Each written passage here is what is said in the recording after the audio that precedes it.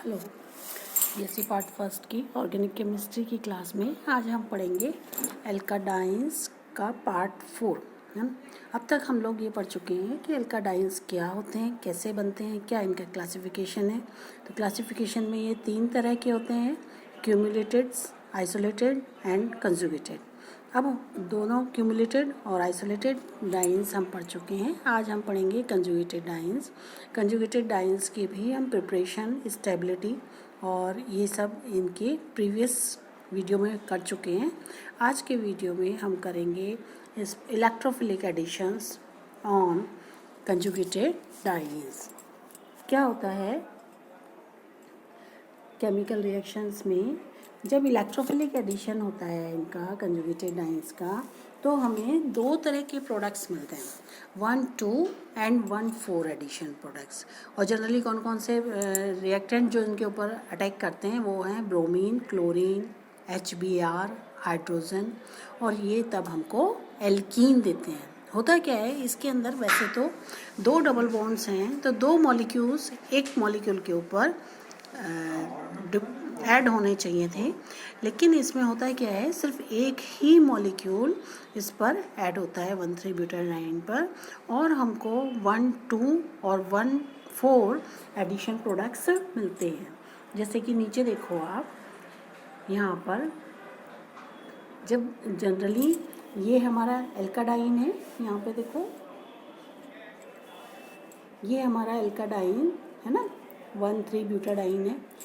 जब हम इसकी रिएक्शन HBr के साथ कराते हैं तो हमको 2 तरह के प्रोडक्ट्स मिलते हैं। ये है हमारा 1,2 प्रोडक्ट और ये है 1,4 प्रोडक्ट। इसमें ये ध्यान रखना कि यहाँ पर फर्स्ट और सेकंड कार्बन के बीच में यहाँ पर जो है ये सिंगल बॉन्ड है, ये इसमें मिसप्रिंट है, यहाँ पर ये सिंगल बॉन्ड है, कार्बन कार्बन के बीच में डबल बॉन्ड नहीं है।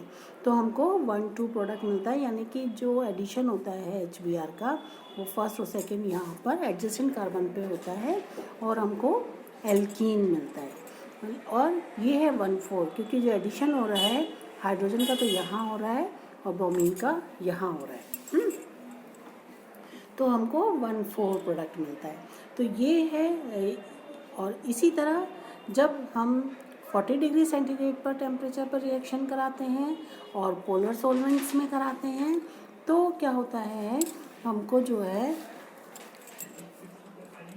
1,2 प्रोडक्ट ज़्यादा कंसंट्रेशन, कम कंसंट्रेशन में मिलता है, 1,4 ये मिलता है। तो इस तरीके से मिलता है। तो कहने का मतलब ये है कि लोअर टेम्परेचर पर और नॉन पोलर मीडियम में 1,2 एडिशन प्रोडक्ट फॉर्म ज़्यादा कंसंट्रेशन में होता है और 1,4 कम, 1,4 एडिशन जो है वो कम कंसंट्रेशन में मिलता है।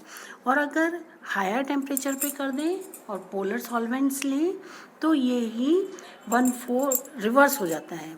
जो 1,4 वाला प्रोडक्ट है वो हमारा ये 1,4 की कंसंट्रेशन ज़्यादा बनती है और 1,2 की कम होती है, यानी कि 1,4 वाला 78% मिलता है और 1,2 वाला 28% मिलता है।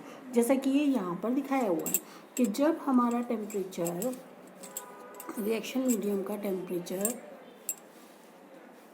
ये देखो, जब रिएक्शन टेम्परेचर -80 डिग्री सेंटीग्रेड था तो हमको क्या मिला, जो 1,2 प्रोडक्ट है वो 78% मिला और 1,4 प्रोडक्ट 22% मिला।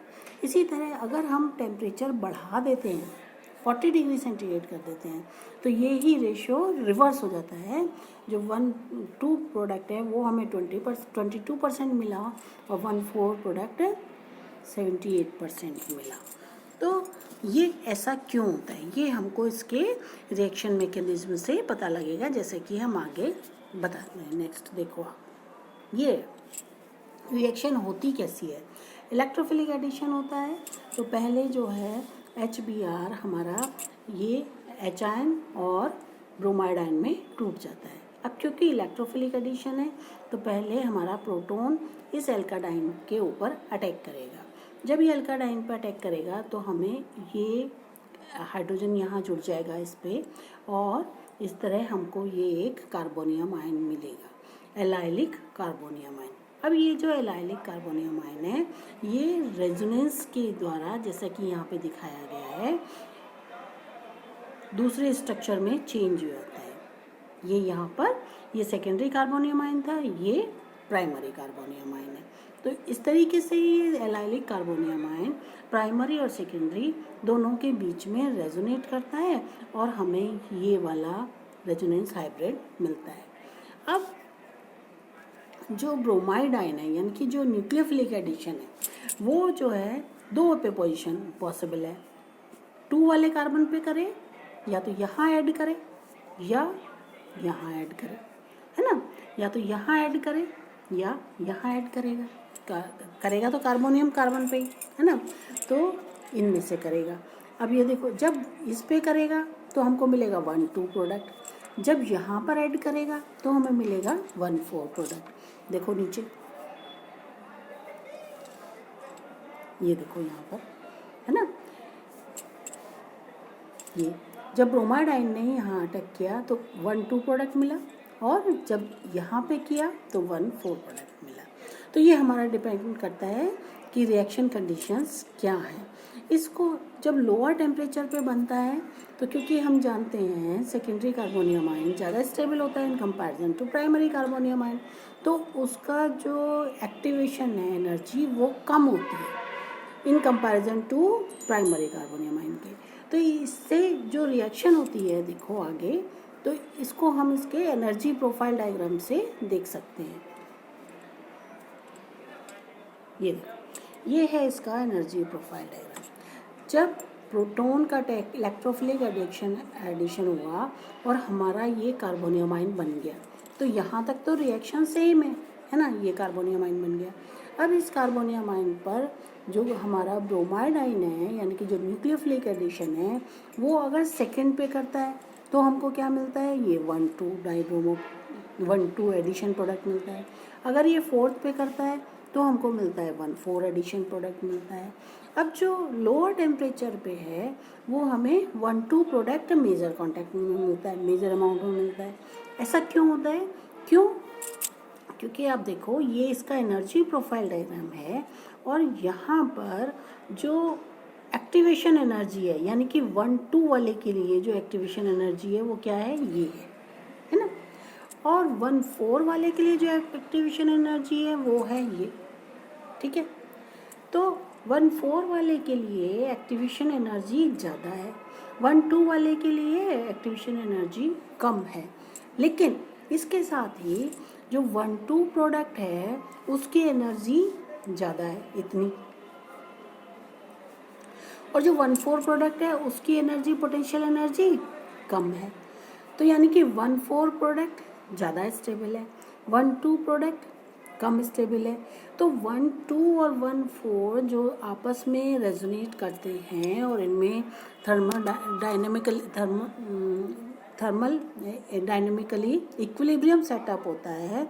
तो जब लोअर टेम्परेचर होता है तो मॉलिक्यूल्स के ये जो कार्बोनियम आयन है इनको उतनी ही एनर्जी मिल पाती है कि हमें 1,2 प्रोडक्ट मिले क्योंकि इसकी एक्टिवेशन एनर्जी कम है।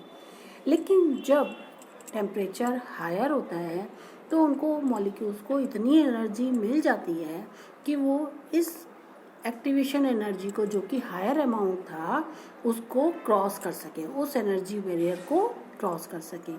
तो एक बार जब इसको क्रॉस कर लेते हैं तो 1,4 प्रोडक्ट बन जाता है जो कि ज़्यादा स्टेबल है। तो 1,2 और 1,4 के बीच में जो इक्विलिब्रियम है हायर टेम्परेचर पर 1,4 की तरफ शिफ्ट हो जाता है, यानी कि 1,4 प्रोडक्ट की कंसंट्रेशन हमें ज़्यादा मिलती है और 1,2 की कंसंट्रेशन कम होती है हायर टेम्परेचर पर। जबकि लोअर टेम्परेचर पर क्योंकि मॉलिक्यूल्स को एनर्जी कम मिलती है तो वो छोटे वाले एनर्जी बैरियर को ही क्रॉस कर पाते हैं और 1,2 प्रोडक्ट हमें ज़्यादा मिलता है। तो अब आया समझ में कि जब हम रिएक्शन करते हैं HBr का एडिशन करते हैं तो इलेक्ट्रोफिलिक एडिशन पर लोअर टेम्परेचर पर हम लोगों को 1,2 प्रोडक्ट ज़्यादा कंसंट्रेशन में मिलता है और 1,4 प्रोडक्ट कम कंसंट्रेशन में मिलता है, लेकिन हायर टेम्परेचर पर 1,4 प्रोडक्ट हमें ज़्यादा मिलता है, 1,2 हमें कम मिलता है, क्योंकि 1,4 प्रोडक्ट जो है वो थर्मली ज़्यादा स्टेबल है और 1,2 उससे कम है क्योंकि उसकी पोटेंशियल एनर्जी ज़्यादा है, लेकिन एनर्जी ऑफ एक्टिवेशन 1,2 वाले के लिए कम है और 1,4 वाले के लिए ज़्यादा है। तो उस एनर्जी बैरियर को क्रॉस करने के लिए हमें ज़्यादा टेम्परेचर की ज़रूरत होती है या हम कहें ज़्यादा एनर्जी की ज़रूरत होती है। तो इसीलिए हायर टेम्परेचर पर 1,4 प्रोडक्ट हमें ज़्यादा होता है। कहना कि रिएक्शन का जो प्रोडक्शन है, जो प्रोडक्ट मिलेगा वो हमें किस कंसंट्रेशन में मिलेगा, तो वो डिपेंड करेगा टेम्परेचर पर। तो ऐसी रिएक्शंस को जिनमें कि ये हम प्रोडक्ट की नेचर को टेम्परेचर से कंट्रोल कर सकें या हीट से कंट्रोल कर सकें, तब हम इनको बोलते हैं थर्मोडायनामिकली कंट्रोल्ड रिएक्शन। तो ये एक बहुत अच्छा एग्जांपल है थर्मोडायनामिकली कंट्रोल रिएक्शन का। ठीक है, तो अब इसको आप पढ़िएगा, ये इसमें बहुत ही इम्पॉर्टेंट है। अब इसमें नेक्स्ट बचा है पॉलीमराइजेशन, जो हम नेक्स्ट उसमें लेंगे स्लाइड में। थैंक्स। कितनी बनी?